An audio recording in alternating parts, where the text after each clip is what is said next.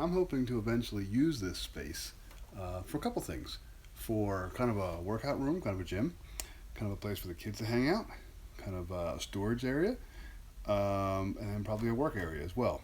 Now, this basement is about 1,000 square feet. Plenty of space for all sorts of great things. However, hi, my name's Tom, and this is my basement. My really, really, really, really, really, really, really messy basement. If you look around, and I'll give you a quick tour. So this is kind of one side of the basement. And as we walk around here's my gym equipment. We have more storage over here. But it goes more, because then, if you kind of go in a circle all the way around, I have a staircase right in the middle. Kind of go down. There's even more storage in here.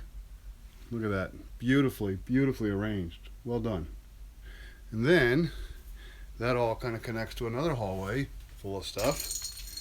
There's some junk into a giant work area. The work area right now is the only thing that I actually use regularly. That and the gym equipment. But it's gotten to the point where I can barely walk around this place. So what I think I want to do is I want to turn this whole basement into kind of an ongoing project, but I want to make it a livable space. Maybe not completely finished, but at least a livable space so that I can actually get rid of some of this junk. Here's years of garbage just mounted up over the years.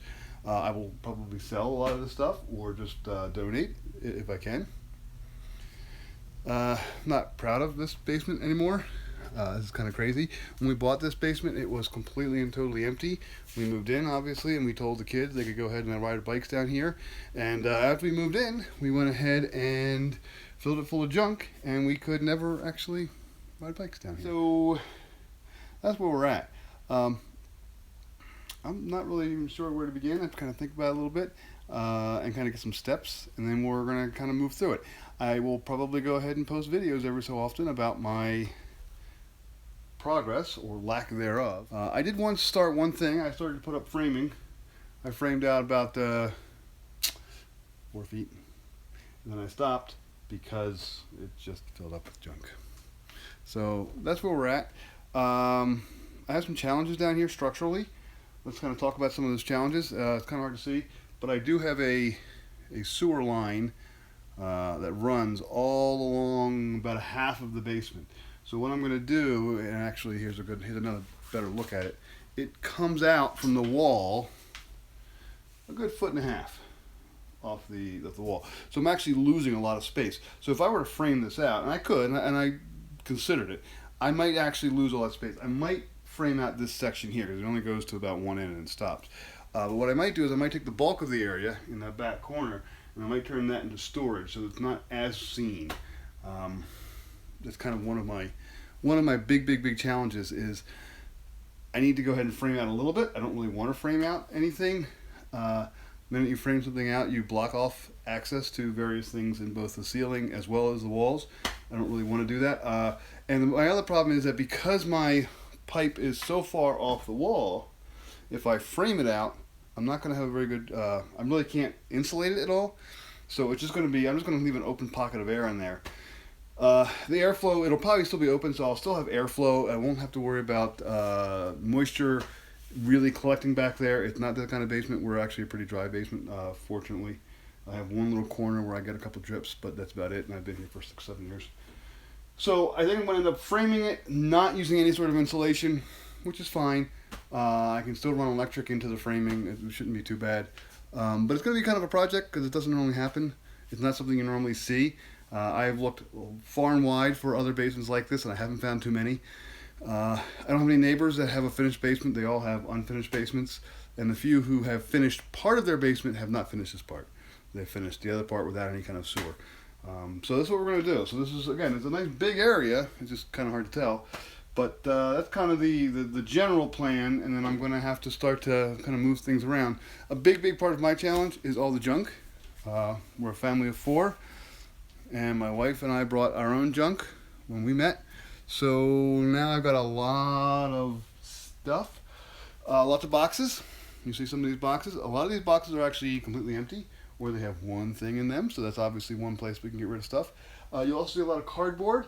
I think the cardboard's going to have to go, and we're going to have to invest in some bins. This is going to be a little bit of an expense, but it might be a good expense in the end, and it might help clean up, and moving stuff from cardboard to plastic bins will help us clean out and go through a lot of this garbage. So again, this is kind of the plan, and we'll see what happens.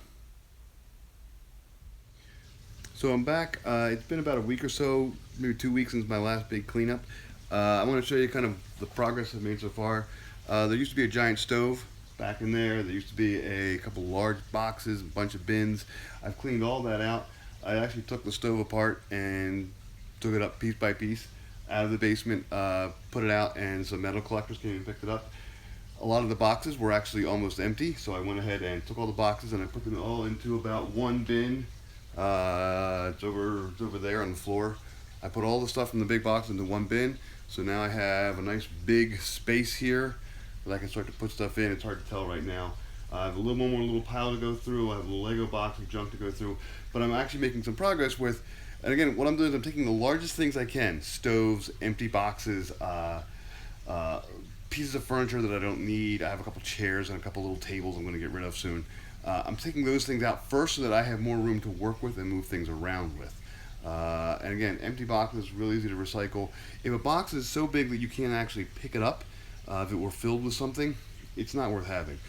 Boxes that are small enough to be able to move around and pick up are useful, and that's what you want to use. Again, I try to push everything into bins at some point, so I'm trying to get rid of all my cardboard, but I'm kind of working through that. So I'll get the bigger boxes out first, and then I'll take some of the smaller cardboard boxes and then consolidate them into one bin, but the plastic bins are the way to go for me. But that's where I'm just kind of clearing out the big stuff so that I have more space to move things around.